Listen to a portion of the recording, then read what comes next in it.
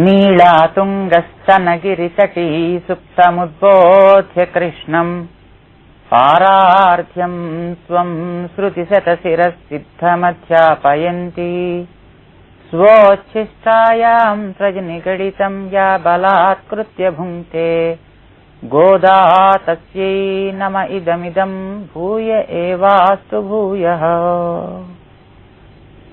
ప్రియ భగవద్బంధువులారా, ఈరోజు మన మార్గశీర్ష వ్రతంలో, ధనుర్మాస వ్రతంలో 25వ రోజు. ఆండాళ్ గోపీజనంతో అమ్మని స్వామిని సేవించుకుని మంగళాశాసనం పాడింది. నిన్న భగవంతుణ్ణి సేవించుకోవాలి అంటే ఎట్లా సేవించుకోవాలి అనేటువంటి విషయాన్ని ఉపనిషత్తులు అద్భుతంగా మనకి వర్ణించాయి. ఈ శరీరాన్ని పాంచభౌతిక శరీరం అని అంటాం. భగవంతుణ్ణి సేవించడం ఈ శరీరంతో వీల్లేదు. కారణం, ఈ శరీరం శాశ్వతంగా ఉండేది కాదు కనుక. అసలు ఈ ప్రకృతి యొక్క స్వభావమే సంతతం మార్పు చెందుతూ ఉండడం కనుక ఈ శరీరంతో మనం ఎప్పుడూ భగవంతుని సేవించుకోలేము. నశించని జీవుడికి భగవంతుని సేవించడానికి, నశించని ఆనందాన్ని పొందడానికి నశించని దేహం కూడా ఏర్పడాలి. అలాంటిది ఏర్పడుతుంది అంటూ ఏకధా భవతి, ద్విధా భవతి, త్రిధా భవతి అంటూ ఇక్కడి నుంచి ఈ దేహాన్ని మనం వదిలిపెట్టి అక్కడికి వెళ్లి ఒక అద్భుతమైనటువంటి అమానవ దేహాన్ని ధరించినప్పుడు మాత్రమే మనం సేవించగలుగుతాం. కానీ అది లభించాలంటే దానికి ముందర నువ్వు అవలంబించాల్సిన ఒక ప్రక్రియ ఉంటుంది. అది తెలుసుకోవడం, దాన్ని అవలంబించడం, అక్కడికి చేరడం, ఆ ఆనందాన్ని పొందడం అనేటటువంటి దాన్ని సాధించడానికి మాత్రమే లభించింది ఈ మానవ దేహం. దీని యొక్క ప్రధానమైనటువంటి లక్ష్యం అది అని మనకి ఉపనిషత్తులు, భగవద్గీతాది శాస్త్రాలు కూడా నిర్ణయం చేశాయి. ఏమిటి చెయ్యాలి ముందర అనంటే, మొట్టమొదట మనం చేసేటటువంటి ప్రతి ఇబ్బందిలోనూ ఇది నేనే చేస్తున్నాను అనేటువంటి అహంభావం ఉంటుంది. దాని ప్రధానమైన కారణం వెనకాతల ఉండేటువంటి రజోగుణం. ఆ రజోగుణం పెరగడానికి కారణం మనం చేసిన పుణ్యపాపాలు. ఈ పుణ్యపాపాలన్నీ కూడా ఎందుకోసం అలా పైకి వస్తున్నాయంటే వాటి వెనకాతల రుచివాసన రూపంలో సంస్కారాలుగా వెనకాతల చేరి ఉంటాయి. ఇవన్నీ కూడా తొలగాలి అనంటే మనం చేసేటటువంటి ప్రతి పని, మనం చేసేటటువంటి ప్రతి అనుభవం కూడా భగవంతుడు ప్రసాదిస్తే వచ్చినది, ఆయన అనుగ్రహిస్తే ఇది మనకు లభించింది అనేటటువంటి విషయం తెలిసి ఏ మాట మనం పలికినా అది శ్రీకృష్ణుని దాకా చేరుతుంది అనేటువంటి ఒక విశ్వాసం మనలో ఏర్పడాలి.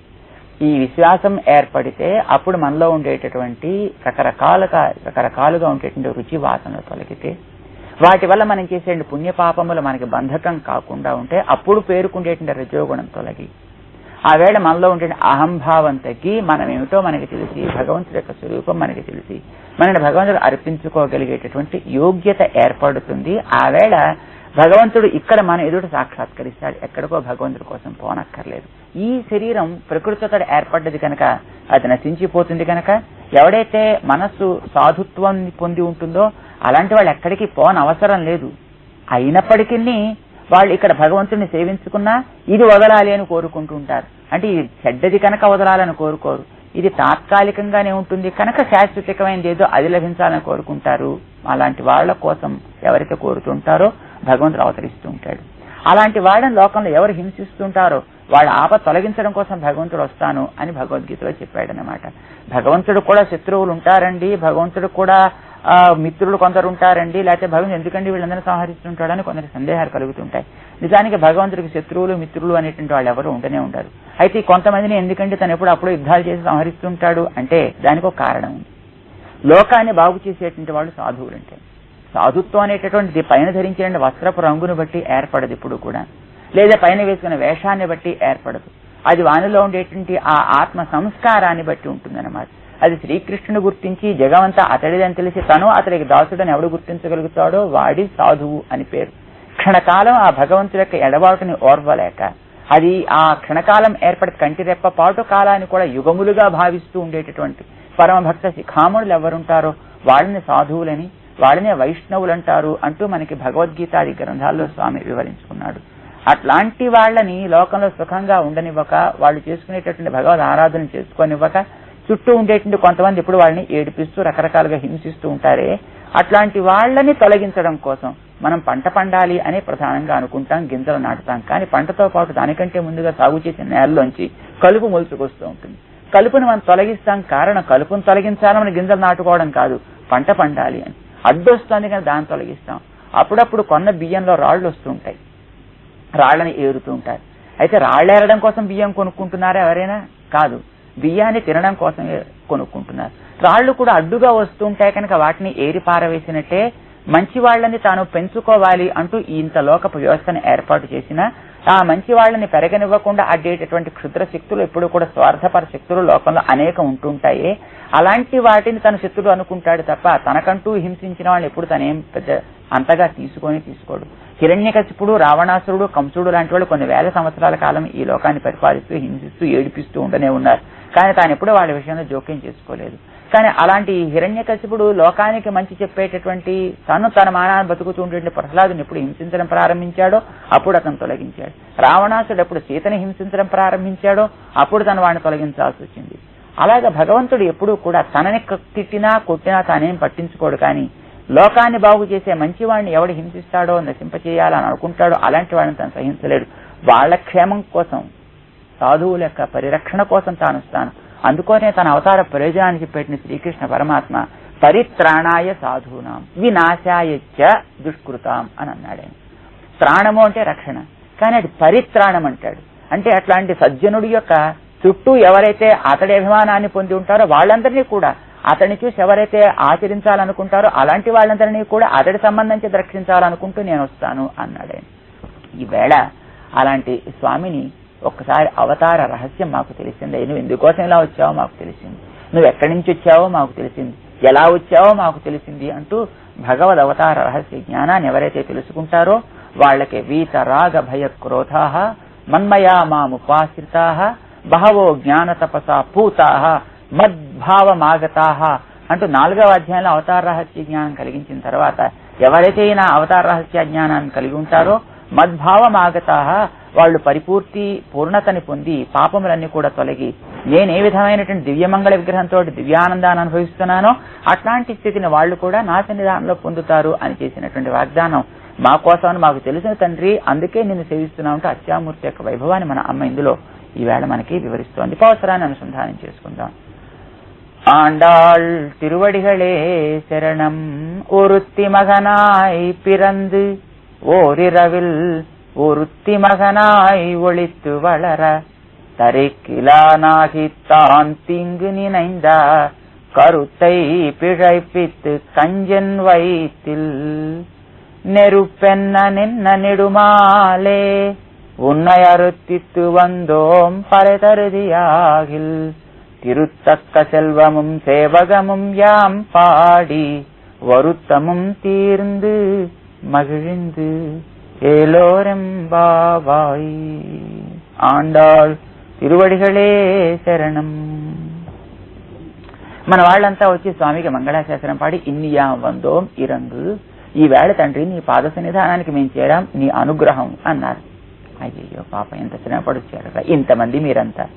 పాపం అంతా కలిసి ఒకళ్ళనొకళ్ళు లేపుకుంటూ వాళ్ళ ఏవో మాటలంటే ఆ మాటలు పట్టించుకోకుండా నిజానికి స్వామి సన్నిధానానికి రావడం దాకానే వాళ్ళంతా కూడా ఒకళ్ళనొకళ్ళు చూసినప్పుడు నా పెణ్ బిళ్ళాయి పెண்ணే పిళ్ళాయి ఇలాగా ఏదో తమలో తాము నిందించుకున్నా స్వామి సన్నిధానానికి వచ్చిన తర్వాత ఈ రకమైనటువంటి దోషాలు దూషణలు ఇవేమి ఆమె ఇలాంటి నన్ను ఈమె ఇలాంటి అని ఏం చెప్పుకోరు. అందరూ కలిసి ఏకకంఠంగా స్వామిని పాడటమే తప్ప. కనుక తండ్రి మాకు ఏం శ్రమ లేవయ్యి, ఏం శ్రమ ఉంది కనుక అయ్యో పాపం మంచిలో తడిసిపోయి వచ్చారు కదా, ఏం పర్వాలేదు మాకేం, ఎంత అలిసిపోయి ఏం అలవలేదు తండ్రి, నీ దివ్య నామాన్ని మేము ఒకసారి పాడుకుంటూ ఉంటే మాకు ఇంకేం శ్రమ కనుక, ఏం అలుపు కనుక, ఈ మిగిలిన మమ్మల్ని ఏం చేస్తాయి కనుక ఏం శ్రమ లేకుండా మేము వచ్చాను నీ సన్నిధానానికి అంటూ స్వామిలో కలిగిన ఒకసారి అయ్యయ్యో అని ఆరాటం చూసిన తర్వాత స్వామిని ఒక్కసారి సాంత్వన పరుస్తున్నారు అన్నమాట, తమకేం శ్రమ కలిగలేదు అని. అది ఎలాగా తండ్రి, నీవెవరో మాకు తెలుసు, నువ్వు ఎందుకోసం వచ్చావు. ఓ రుత్తి మగనాయి పిరందు, ఓ అద్వితీయురాల దగ్గర నువ్వు కుమారుడు వైపు పుట్టావు. ఎవరికుంది ఆ వైభవం? దేవకీదేవికుంది. సర్వలోకాలు బొజ్జలో దాచుకున్నటువంటి నీవు ఒక ఆమె బొజ్జలో చేరి తండ్రి కొంతకాలం కొన్ని మాసములు నువ్వు పెరిగావే, ఏం ఆశ్చర్యం ఇది. సర్వలోకాల్ని కర్మబంధంతో కట్టి పారేసే నువ్వు ఒక ఆమె దగ్గర ఆవిడ యొక్క గర్భం లోపల నువ్వు బంధించబడి ఉన్నావే, ఏం ఆశ్చర్యం తండ్రి. నీ యొక్క దివ్యత్వానంతా ప్రకాశింపచేసేటట్టుగా ఆ తల్లికి ఉండేటువంటి గొప్పతనం ఇక ఎవరికి ఉంది కనుక అందుకోసమే దేవకి పరమానందం అంటూ నిన్ను కీర్తించేట్టుగా ఆవిడ పేరే నీ పేరుతో పాటు దేవకి ఆనందము నువ్వు అనిపించుకున్నావే. ఆవిడ ఒక ఆమె అద్వితీయురా, పేరు చెప్పరు మనవాళ్ళు. ఇది తమాషా. వీళ్ళ నాన్నగారికి కూడా అదే భయం. ఏమంటే శ్రీకృష్ణుడు ఎప్పుడు పుట్టాడు అంటూ ఆమెను తాము యశోదగా భావించుకున్నప్పుడు అడిగారట. అడిగితే ఫలానా అప్పుడు పుట్టాడంటే ఆ టైంలో ఏ నక్షత్రం ఉందో తెలుసుకుని ఆ నక్షత్రం తెలిసిపోతే అతని మీద ఎవరైనా ఏ ప్రయోగాలు చేసేవాళ్ళనే చేసేస్తారేమో భయంతో నక్షత్రం చెప్పకుండా, అయితే అడిగినప్పుడు చెప్పకపోతే దోషం కనుక ఏదో చెప్పాలి కనుక హస్తకి 10వ రోజండి అంటారు. అత్తత్తిన్ పత్తానాళ్ అన్న. హస్తకి 10వ రోజు అంటే ఎప్పుడు అనాలి? ముందు చెబితే రోహిణి, వెనక్కి చెబితే శ్రవణ నక్షత్రంను. ఇది కలిపి 10వది కూడా కలిపే కలపకుండానా? ఇవంతా రహస్యంగా పెట్టించారన్నమాట. ఇవి 2 తన నక్షత్రాలు చేసేసుకున్నాడు తర్వాత స్వామి. ఇది ప్రేమ, అతిశయించిన ప్రేమ ఉండేటప్పుడు ఎవరి రక్షణ కల్పించుకోవాలనిపిస్తుంది అన్నమాట. అలాంటి ఆయన యొక్క కుమార్తె కనుక మన గోదాదేవి కూడా ఆవిడ పేరు చెప్పకుండా దేవకీదేవి అని చెప్పేసి ఎక్కడ వెళ్లి కృష్ణుడికి ఆపద కలిగించేస్తారో అని ఒరుత్తి మగనాయి ఒక ఆమెకు కొడుకై పుట్టావు నువ్వు తండ్రి. మగనాయి పిరందు కొడుకు అయి పుట్టావే. లోకానికంతటికి నువ్వు అవ్యయపిత అంటూ ఏమాత్రము నాశము లేనటువంటి, తరగనటువంటి, మార్పు చెందినటువంటి తండ్రివి అనిపించుకుంటూ కూడా ఈ లోకం మీద ఉండేటువంటి కృపచేత నువ్వు వాళ్ల కోసం కుమారుడివై ఈ లోకంలో అవతరించావే. పుట్టుకలేని అజాయమాన బహుధా విజాయతే. అయితే పుట్టడం తప్ప, పెరగడం తప్ప అని మనకు సందేహం కలుగుతుంది. పుట్టడం తప్పు కాదు. ఎప్పుడు కర్మ వల్ల పుడితే, కర్మ అనుభవించడానికి పుడితే తప్పు తప్ప కృపచేత లోకం కోసం పుట్టినప్పుడు అది తప్పు కానే కాదు. ఆ విధంగా దోషం లేకుండా ఓరుత్తి మగనాయ్ పీడంది పుట్టావు. అయితే పుట్టాక ఉన్నావా? ఆవిడది ఒక అద్భుత ఆశ్చర్యకరమైనటువంటి అదృష్టం. అయితే అంతకంటే మరొక అదృష్టం చేసుకుంది మరొక ఆమె రేపలలో ఉండేటటువంటి యశోదమ్మ. ఆవిడకుండే భాగ్యం మరెవరికి లేదు. పాపం తల్లి కంది కాని కనీసం పాలు కూడా ఇచ్చుకోవడానికి వీలు లేకపోయింది ఆ దేవకీదేవికి. అలాంటి నిన్ను ఒక రాత్రి ఎంత అందంగా తనలో బయటి లోకాన్ని కనిపించకుండా దాచివేసిందో ఓ రిరవు. అదొక అద్వితీయమైనటువంటి రాత్రి. ఆ రాత్రే కదా నిన్ను దొంగలాగా ఆ ఊరు నుంచి ఈ రేపలకి చేర్చింది. ఆ రాత్రే కదా జైలు తలుపుడు ఊడేటట్టు చేసింది. ఎవరికి నీవు తెలియకుండా చేసింది. నువ్వు ఎక్కడ పుట్టావో, ఎలా పెరుగుతున్నావో తెలియకుండా చేసింది. అంతలోతుండేటువంటి యమునా నదిని, అంత గాంభీర్యాన్ని కూడా పోగొట్టుకుని పైకి లేచి నువ్వు నడవడం దారిచ్చేట్టు చేసింది కనుక అదొక ఆశ్చర్యకరమైనటువంటి రాత్రి. ఓరి రవుల్ ఏం చేశావు? ఓరుత్తి మగనాయి ఒళిత్తు వళరా. మరొక అద్వితీయురాలకి కుమారుడివై పెరిగావు. నిజానికి యశోదమ్మకి నువ్వు పుట్టలేదు, కానీ యశోదమ్మ తన కొడుకే అంటే అవునంటూ తల ఊపావు. ఆవిడ పాలిస్తే స్తన్యపానం చేశావు. ఏమిటో ఆశ్చర్యం, ఆవిడికి పాలు చేపుకొచ్చాయి, నువ్వు తల్లి అనుకుంటూ పాలు త్రాగావు. ఒక మోసం వేషం వేసుకొచ్చినటువంటి పూతని ఇస్తే పాలు తాగిన అమాయకుడివి ఆవిడ ప్రేమతోటి ఇస్తే నువ్వు తాగవా ఏమిటి? కనుక ఆవిడనే తల్లిగా భావించి రోటికి కట్టివేస్తే కట్టించుకుని, ముడితే ముట్టించుకుని, కొడితే కొట్టించుకుని ఆవిడికి నువ్వు కుమారుడివై పెరిగావే. ఓరుత్తి మగనాయ్ ఒళిత్తు. ఎంత రహస్యంగా పెరిగావుతండి. లోకంలో ఎవరైనా పుట్టినప్పుడు కాస్త ఇంటికి తోరణం కట్టుకుంటారు, బాజా వాయించుకుంటారు. అలాంటి ఏ ఆనందము పొందడానికి వీలు లేకుండా ఎక్కడ పేరు చెబితే కంసుడి వల్ల తెలిసిపోతుందో, రహస్యం బయటపడిపోతుందో, ప్రమాదం వస్తుందో అని ఎంత దొంగతనంగా నువ్వు పెరగాల్సి వచ్చిందో. ఇలాంటి పెరుగు దేనికోసం అంటే మా కోసం కదా, మమ్మల్ని బాగు చేయడం కోసం, అని రక్షించడం కోసం కదా. అయితే పోనేదో పెరుగుతున్నాడు కదా అని నువ్వు ఒప్పుకోలేక అక్కడ ఉండేటువంటి ఆ కంసుడు సరిక్కిలా నాగి ధరించలేక శాంతింగ్ నేనైందా నీకేదో ఒక ఆపద కలిగించాలి అని చలిచాడు పాపం మనస్సులో. కృష్ణుడు అక్కడ పుడుతున్నాడని తెలిసిన తర్వాత పెరగనిద్దురు అని ఊరుకోవచ్చు కదా. ఇది లోకంలో ఉండి భగవంతుడు ఎక్కడో ఉంటే మాకేమి అని ఉండొచ్చు, కానీ కొంతమంది భగవంతుడు అంటే పడని వాళ్ళు ఆ భగవంతుడిని పేరు పెట్టి పిలిచి ఏదో చేయాలనుకుంటారు, తమ ప్రమాదాన్ని తామే కోరి తెచ్చుకుంటూ ఉంటారు. అలాగే పాపం ఆ కంసుడు కూడా అక్కడ ఉండేవాడిని తను ధనుర్యాగం అనే పేరుతో తన దగ్గర పిలిపించుకుని అతనికి ఏదో ఉపద్రవం చేయాలి అని అనుకున్నాడు. పాపం తానే గర్భంలో అతను నిప్పును పోసుకున్నట్టుగా తన మరణాన్ని తానే కోరి తెచ్చుకున్నాడు. మనస్సులో అనుకున్నాడు. ఇది చేసినటువంటి తప్పు అన్నమాట. నోటి మాటతోటి తిడితే ఏం అనుకోడు పరమాత్మ. మనస్సులో ఫోన్లో ఎవడో తిట్టించాడు కాబోలు, పరిస్థితులు చేయించే కావాలి, బేదరికం చేయించింది కాబోలు అనుకుంటాడు. మనస్సు లోపల దాకా కూడా చూసి తప్ప లోపల ఇక ఏమాత్రం మంచి లేదనుకుంటే అప్పుడు శిక్ష వేస్తాడు. నోటితోటి తిట్టినా తనేం పట్టించుకోడు. రక్షించడానికి నోటి మాట చాలు, కాపాడేస్తాడు అన్నమాట. ఇది భగవత్ స్వభావం. తాను తీంగు నేనైంద కరుత్తై పిழைపి. కృష్ణ మరణం అనుకున్నాడంతే. కృష్ణుడు చేసే మరణమా? కృష్ణుడికి అనేటటువంటి విషయం తనే అనకపోవడం చేత కృష్ణ మరణం తనే లభించేట్టు చేసుకున్నాడు. కరుత్తై పిழைపిత్ కంజన్ వయత్తిల్. ఆ కంస యొక్క హృదయంలో ఒక నిప్పు వలె, మరణము వలె ఉండే నెరుపెన్న నిన్న నెడుమాలే. నిప్పుగా ఉండి అతడు ఆపదం తొలగించి మమ్మల్ని అందరినీ కాపాడుకుంటూ నిన్ను మాకందరికీ అనుగ్రహించినటువంటి దీర్ఘ వ్యామోహ స్వరూపుడా. ఇంతవరకు తమకే కృష్ణ ప్రేమ ఉంది, కృష్ణుడికి తన మీద ప్రేమ లేదు కనుక నిద్రిస్తున్నాడు అనుకున్న వాళ్ళు ఇవాళ కృష్ణుడు లేచి వచ్చి కూర్చొని ఒకసారి నేత్రాలు చూస్తే ఆ నేత్రాల్లో ఉండేంటి ఎర్రతనం తమ మీద ఆదడకుండి ఎంత ప్రేమ ఎంత కాలంగా పాపం గూడు కట్టుకుందో ఇవాళ తెలిసిపోయింది. దీర్ఘమైన వ్యామోహం కలవాడా ఉన్నయారు స్థిత్తు. సర్లేండి ఇవన్నీ ఎప్పుడు అనేవే కానీ మీకు ఏం కావాలో చెప్పండి అన్నాడు కృష్ణుడు. స్వామి మాకు ఇతరమైన ఏది అక్కర్లేదు, మాకు ఇతరమైనటువంటి వాళ్ళ వల్ల అక్కర్లేదు, ఇతరమైన వస్తువులు మాకు అక్కర్లేదు. ఉన్నయారు స్థిత్తు వందో నిన్ను కోరి మేము వచ్చామయ్యా అన్నారు. అయితే మరేదో పరాయి కావాలంటే ఇందాక దాకా చెప్పారే అదేదో వాయిద్య విశేషం. అవును, పరాయి తరది యాగిల్ ఊరి వారి కోసం నువ్వేదో ఇస్తాను అని అంటే మేము పుచ్చుకుంటాం తప్ప మాకది నువ్వు ఇది మీరు పుచ్చుకోవాలి కనుక మీకు ఇస్తున్నాను అనంటే మేము స్వీకరిస్తాం తప్ప మా కోసం అంటే మేము కోరదగింది ఏమీ లేని పరాయి తరది యాగిల్. నిజమా? సరే సరే, ఎంత పాపం శ్రమ కూడా వచ్చారన్న లేదు. తీరుతక్క సెల్వమం సేవగమం యాంపాడి వరుత్తమం తీరింది.